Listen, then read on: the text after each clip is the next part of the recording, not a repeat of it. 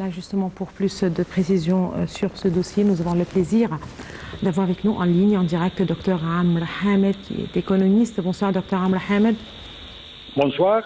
Voilà, nous parlons des relations égypto-japonaises et certainement des relations historiques, une coopération dans différents domaines. Mais récemment, les deux pays étaient vraiment intéressés, si vous le voulez bien, ou soucieux de renforcer davantage leurs relations. On parle aujourd'hui d'un partenariat stratégique. Et tout d'abord, quand on dit, voilà, cette expression partenariat stratégique, de quoi s'agit-il exactement? Si on va parler des relations économiques et stratégiques entre l'Égypte et le Japon, comme vous venez de dire maintenant, les relations égypto-japonaises ont une caractéristique historique depuis peut-être une centaine d'années peut-être. Oui. Le défi pour ces relations, c'est que si vous me donnez le temps d'expliquer un peu, le Japon, comme vous le savez, occupe un ordre très important dans le commerce international dans l'ordre économique des pays les plus grands du monde. Le pouvoir japonais occupe peut-être l'ordre numéro 4 ou 5 des pouvoirs économiques mondiaux. Mais si vous voulez comparer ça avec les termes du commerce avec l'Égypte, oui. La surprise, c'est que le Japon occupe peut-être la place numéro 17 ou 18, après des autres pays qui ont des relations commerciales et économiques avec l'Égypte. Alors, ça c'est le défi. Le défi, c'est que comment un pouvoir économique comme le Japon, qui occupe une place entre les plus importants 5 pays du monde, et les relations avec l'Égypte ne sont pas parmi les pouvoirs, parmi les plus importants 5 pays pour l'Égypte, ou même 10, ou même 15. C'est pire que ça. Oui. Malgré qu'il y a quelque chose qui est très important, c'est que les relations avec le Japon, en général, le caractéristique plus important pour un pays comme le Japon, je ne veux pas comparer avec des autres pays, mais le caractéristique spécial pour le Japon, c'est que toutes les affaires japonaises ont une caractéristique, si vous voulez, de qualité vis-à-vis quantité. Les qualités des affaires, des produits, des relations, des cultures japonaises sont toujours caractérisées par les qualités les plus hautes du monde. Vous pouvez comparer avec n'importe quel pays du monde, si vous voulez, et vous allez trouver que toujours, de point de vue qualité, le Japon, c'est toujours supérieur. Mais si vous voulez comparer de point de vue quantité, c'est pas la même chose. Alors, si l'Égypte veut vraiment augmenter les paramètres du point de vue qualitatif de l'Égypte, de point de vue relations économiques, alors on doit améliorer, fortifier nos relations avec un pays comme le Japon. Qu'est-ce que vous dites, docteur Hamed, s'il vous plaît, qu'est-ce que vous voulez dire par améliorer justement ces relations? Certainement, et vous l'avez justement précisé, ce sont des relations très étroites, très anciennes. Aujourd'hui, l'Égypte est à la recherche d'investisseurs étrangers et vous avez justement aussi précisé que le Japon n'est pas un partenaire très proche de l'Égypte. Voilà, quand on parle justement d'un partenariat économique surtout, de la balance commerciale, des échanges commerciaux, là vous parlez justement de faire en sorte pour améliorer. Qu'est-ce qu'il faut faire pour aller vers l'avant pour justement donner plus d'élan à ces relations, surtout les relations économiques ou le partenariat, si vous le voulez, si même on peut parler de partenariat économique? Alors, je vais expliquer en plus de détails.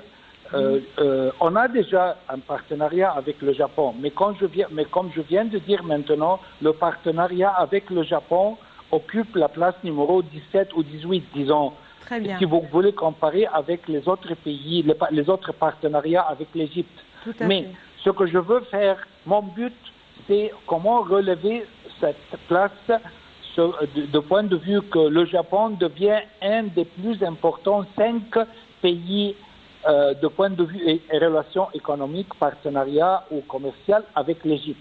C'est ce que je veux faire. Et pour faire ça, alors notre pays doit concentrer ou exercer plus de pression sur les paramètres qualitatifs parce que c'est le pouvoir du Japon vis-à-vis d'autres pays. Et si maintenant, par demander votre question, vous m'avez mis dans un coin de comparer avec un autre pays. Alors, si vous voulez comparer avec un autre, par exemple, seulement par exemple, si vous voulez comparer les relations économiques ou commerciales entre l'Égypte et le Japon avec le partenariat chinois, disons par exemple, il y a beaucoup des affaires entre l'Égypte et les Chinois qui, je crois, la Chine occupe la place peut-être numéro 1, si vous voulez, avec l'Égypte. Mais toutes les affaires commerciales entre les deux pays n'ont pas le caractère de qualité. Ils ont le caractère de quantité seulement. Oui. Quelle est la différence entre qualité et quantité? Si on va vraiment fortifier les relations avec le Japon, on doit exercer plus d'importance sur quelque chose comme l'éducation, par exemple. On n'a pas vraiment de relations de point de vue éducation avec la Chine, mais avec le Japon. L'éducation, l'industrie, par exemple, les cultures, les affaires, pas seulement culturelles, mais tous les affaires qui ont des caractères de qualité, spécialement les industries. Il faut fortifier les relations industrielles entre l'Égypte et le Japon. L'environ, comment exercer des paramètres du climat, par exemple, avec le Japon. Tous ces caractères, tous ces projets, si vous voulez, qui ont un caractère de qualité, on peut concentrer sur nos relations avec le Japon. Et encore une fois, toutes les affaires qui ont relation avec le facteur humain, spécialement le facteur humain, l'éducation, encore une fois, les affaires de santé, j'ai oublié ça, les affaires de santé avec le Japon aussi. Il faut vraiment concentrer sur ces qualités. Très bien. Docteur Aml, vous avez parlé de paramètres qualitatifs. Et là, justement, vous avez avancé des dossiers précis, des domaines de partenariat qu'il faut encourager davantage. Vous avez parlé de liens dans le domaine de l'éducation, dans le domaine de l'industrie, de la culture, le secteur de la santé. Est-ce qu'on peut dire qu'on est sur la bonne voie, c'est-à-dire, à titre d'exemple, la coopération dans le domaine culturel, il y a là le fruit de cette coopération, c'est le grand musée égyptien. La coopération dans le domaine de l'éducation, on a commencé certainement, il faut le dire, il y a quelques années, lorsque le chef de l'État, le président Abdel Fattah el-Sisi, s'est rendu au Japon. Il a visité justement des établissements japonais d'enseignement, que ce soit les écoles peut-être ou autres justement, et on a commencé à avoir cette expérience ici en Égypte avec les écoles japonaises. On est peut-être juste au début, mais là, ça a commencé. Est-ce qu'on est aujourd'hui sur la bonne voie? Certainement, il y a aussi la coopération dans le domaine de l'énergie, dans le domaine voilà, une coopération dans certains secteurs liés à la technologie, à l'implantation du secteur justement ou de l'industrie technologique ici en Égypte. Est-ce qu'on est sur la bonne voie? Est-ce que ça a déjà commencé et il faut justement travailler davantage ou quoi exactement selon vous? Bien sûr, nous sommes sur le voie correcte avec le Japon. Mais ce que m'inquiète, c'est que tous ces projets avec le Japon laissent le Japon avec l'ordre ou la place numéro 16 ou 17 vis-à-vis les relations entre l'Égypte et tous les pays du monde. Ce que peut-être, ce que je veux voir vraiment, c'est que les relations avec le Japon sautent du 16e, 17e, 18e place vers une place entre les plus importants 5 pays pour l'Égypte. Ça c'est mon but. Oui, certainement, oui, justement. Voilà, que cette coopération doit être à la hauteur, certainement, des relations entre les deux pays. Je rappelle que le président ici, lors de sa rencontre avec le chef de la diplomatie, justement, japonais, il a parlé justement de la volonté de l'Égypte de renforcer la coopération entre les deux pays dans le domaine de l'éducation pour bénéficier de l'expérience japonaise distinguée à cet égard. Certainement une expérience d'une grande valeur. Et là, à quel point c'est possible justement de profiter pleinement de cette expérience? Oui, bien sûr. Encore une fois, c'est que je veux dire, si vous parlez du Japon, toujours vous parlez des projets de qualité, des paramètres de qualité. Alors, c'est le défi pour l'économie égyptienne maintenant, comment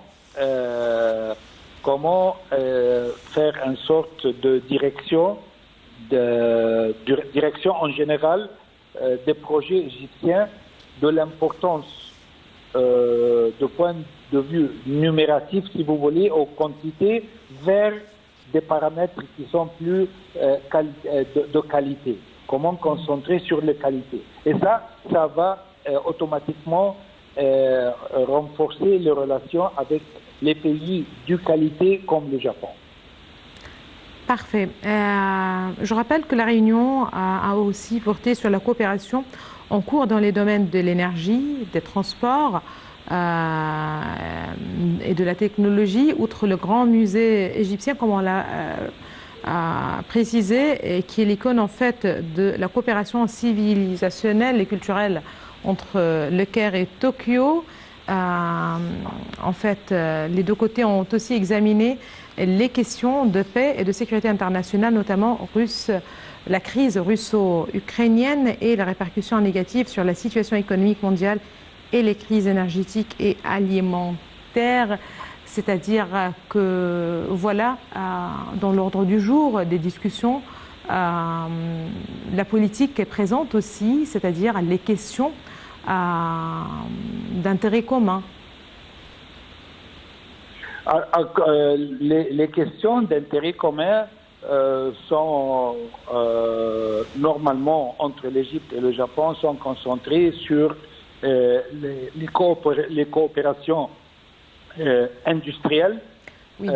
L'énergie bien sûr, tous les projets culturels, bien sûr le Grand Musée, et comme vous le savez, pas seulement le Grand Musée, mais si vous voulez un peu, si on va retourner un peu dans l'histoire, il ne faut pas oublier la coopération pour l'établissement de l'Opéra du Caire, par exemple. Aussi.